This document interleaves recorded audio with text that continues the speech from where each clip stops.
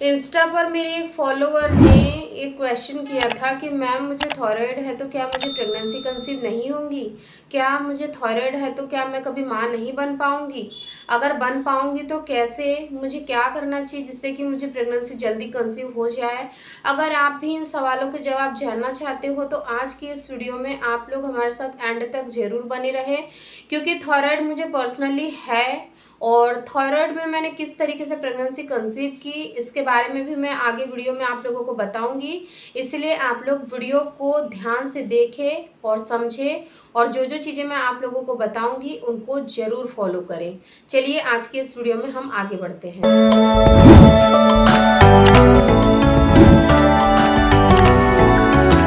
देखिए, सबसे पहले तो थायराइड कोई बीमारी नहीं है, इस चीज़ को आप बहुत ध्यान से समझ लीजिए। थायराइड क्यों होता है इसके पीछे का आप थोड़ा सा कॉन्सेप्ट भी समझ लीजिए।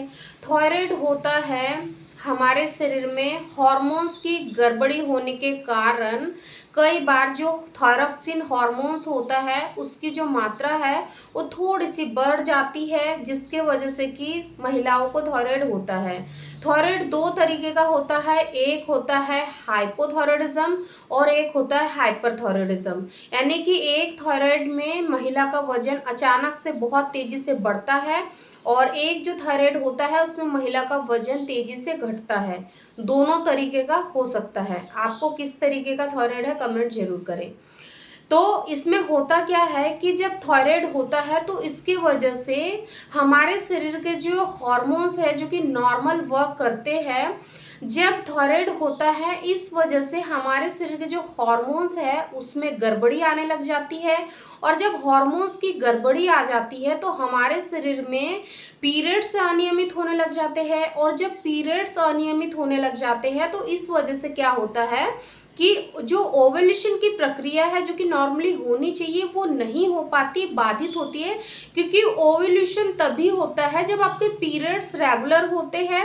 अगर आपके बहुत ही इनरेगुलर पीरियड है तो फिर उसमें ओवुलेशन का सही तरीके से पता नहीं लग पाता है कि आपका ओवुलेशन हो भी रहा है या नहीं हो रहा है। पहली कंडीशन तो ये होती है।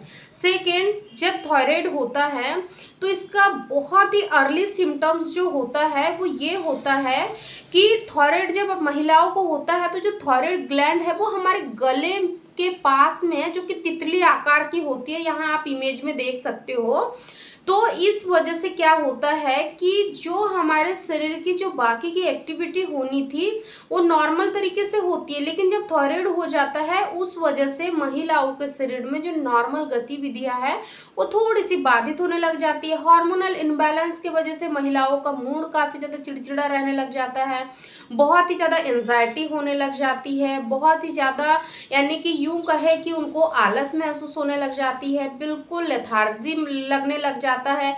ये सारे सिम्टम्स थायराइड के होते हैं और इसके साइड इफेक्ट भी यही होते हैं कि महिलाओं के शरीर में जब हार्मोन्स की गड़बड़ी होती है तो महिलाओं का किसी भी काम में मन नहीं लगता है, बिल्कुल बेचैन सा रहता है। पर्सनली मेरे साथ तो ये सारी चीज़ें हो रही थी, इसीलिए मैं ये सारी चीज़ें आप लोगों के साथ शेयर कर रही हूँ कि जब मुझे थायराइड हुआ था तो यही सारे सिम्टम्स मेरी बॉडी में मुझे दिखाई दे रहे थे।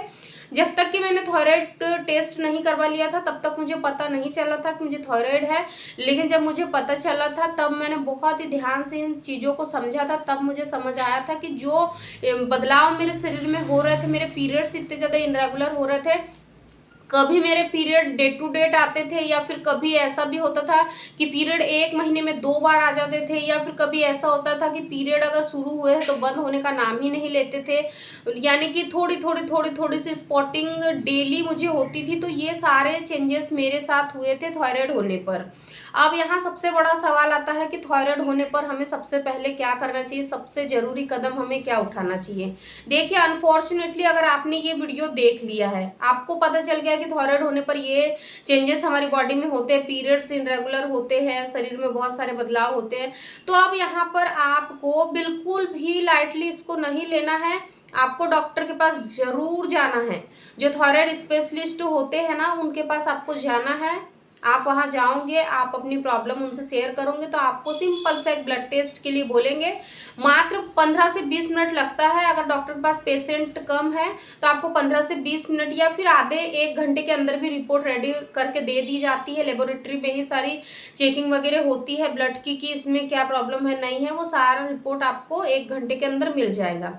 अगर आपको क्लियर हो गया कि आपको थायराइड है तो आगे आपको क्या करना है। डॉक्टर आपको कुछ मेडिसिन सजेस्ट कर सकते हैं। अगर आपका TSH काफ़ी ज़्यादा बड़ा है या फिर T4 या फिर T3 बड़ा है तो उसके अकॉर्डिंग आपको कुछ मेडिसिन देते हैं, या फिर आपको 100 mg की दे सकते हैं या 12 mg की। अगर बहुत कम है तो 12 mg की, ज़्यादा बड़ा हुआ है तो आपको 125 mg की भी दे सकते हैं। मुझे स्टार्टिंग में 100 mg की दी थी, और जैसे जैसे फिर थायराइड नॉर्मल होते चला जाता है वैसे वैसे फिर जो मेडिसिन का mg है यानी कि वो भी कम कर दिया जाता है। तो इस तरीके से आपको करना है। अब आप सोच रहे होंगे कि मुझे ऐसे में प्रेगनेंसी कैसे होंगी, तो देखिए डियर, सबसे पहले आपको एक बात को क्लियरली समझ लेना है कि जब तक आपका थायराइड नॉर्मल नहीं होगा ना, जो TSH का पैरामीटर है प्रेगनेंसी कंसीव करने के बाद में कितना होता है महिलाओं का, जब तक वो नॉर्मल रेंज में नहीं आ जाएगा, यहाँ मैं लगा दूंगी चार्ट, आप उसको बहुत अच्छे से रीड कर लीजिएगा, स्क्रीन शॉट भी करके रख लीजिएगा।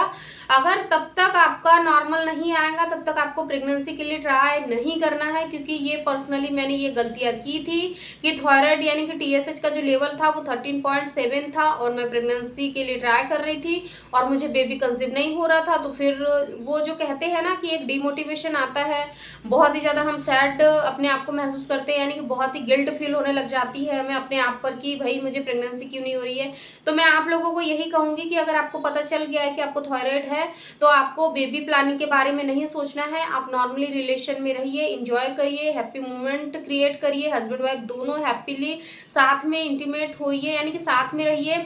लेकिन आपको यहाँ बेबी के बारे में नहीं सोचना है तब तक जब तक कि आपका थायराइड बिल्कुल नॉर्मल ना हो जाए, क्योंकि जब तक आपका थायराइड नॉर्मल रेंज में नहीं आएगा आपको प्रेगनेंसी नहीं होगी। इनकेस अगर प्रेगनेंसी हो भी गई, हार्मोन्स फिर से अगर इनबैलेंस हो गए तो फिर आगे चल के आपको प्रेगनेंसी में किसी भी तरीके के कॉम्प्लिकेशंस हो सकते हैं। इसीलिए आपको बेबी प्लानिंग नहीं करना है, बल्कि आपको अपनी सेहत पर ज़्यादा से ज़्यादा ध्यान देना है और उसको ठीक करना है। थर्ड और सबसे इम्पॉर्टेंट चीज कि यहाँ पर आपको कपालभाति, अनुलोम विलोम प्राणायाम जरूर करना है। इनको करने से भी आपके हार्मोन्स बैलेंस रहेंगे और थायराइड को भी ये ठीक करने में काफ़ी ज़्यादा मदद करते हैं।